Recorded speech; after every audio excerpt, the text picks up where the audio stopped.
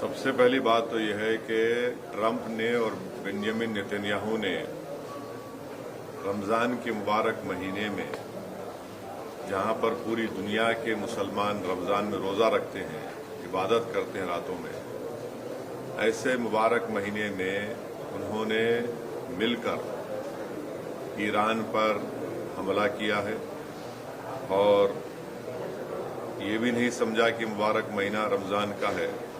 पर खैर वो तो इंसानियत को नहीं मानने वाले हैं बेंजामिन नेतन्याहू, और जो हमला हुआ ईरान के ऊपर हम उसकी मजम्मत करते हैं।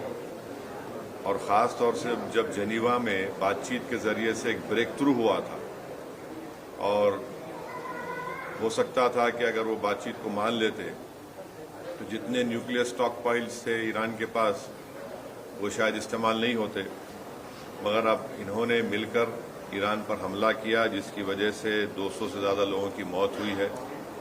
और एक लड़कियों के स्कूल में 108 जो बच्चियां स्कूल में पढ़ते हैं उनकी मौत हो गई।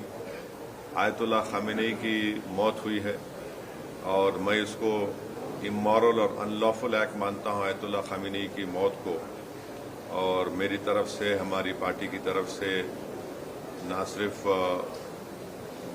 उनके शिया वर्ल्ड को, बल्कि पूरे लोगों को जो उनको अपना रहबर मानते थे, शिया कौम उनको अपना रहबर मानती थी, और हम ये मुतालबा करते हैं कि ये जंग ख़त्म होनी चाहिए और भारत सरकार को इसमें अपना रोल निभाने की ज़रूरत है।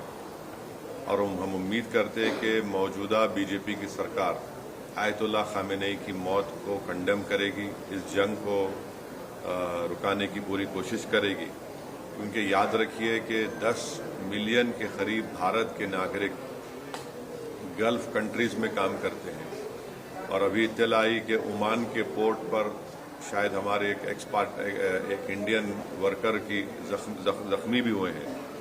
तो ये बहुत, अगर ये जंग नहीं रुकेगी तो फिर ये बहुत आगे बढ़ेगी, ये टर्मोइल होगा पूरे इलाके में। और आपको अंदाज़ा भी नहीं है कि कई भारत के लोग जो उम्रा करने के लिए गए हैं और वो ट्रैवल एजेंट के ज़रिए जाते, पैसे देते 2 दिन मक्के में या 3 दिन मदीने में, अब उनके पास पैसे नहीं है, वहाँ पे फ्लाइट ही नहीं उड़ रही है वहाँ पे। तो कितनी परेशानी हो रही है। और साथ ही साथ आप ये भी बात जानते हैं कि हमारे जो पड़ोसी मुल्क है और जो इजराइल है, ये दोनों मुल्क अपने पड़ोसियों को चैन से जीने नहीं दे रहे। अफगानिस्तान में हमला, और फिर इजराइल जो है बार बार जून में ईरान पे हमला किया, और इजराइल बेंजामिन नेतन्याहू ने 70,000 से ज़्यादा फ़लस्तीनियों का जेनोसाइड किया। ये जेनोसाइडल रजीम है और जो हमेशा शरारत करते रहते हैं। तो ये मेरे एहसासात हैं अपनी पार्टी की तरफ से, और मैं उम्मीद करता हूं कि हमारी गवर्नमेंट ऑफ इंडिया खामनेई की मौत की मजम्मत करेगी।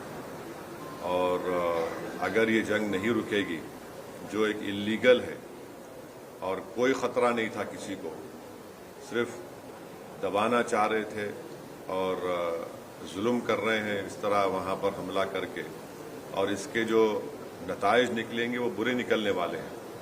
हम लोग अंडर एस्टिमेट कर रहे हैं, ये ख़त्म होने वाली नहीं। अगर ट्रंप और नेतन्याहू समझ रहे हैं कि रजीम चेंज होगा ईरान में,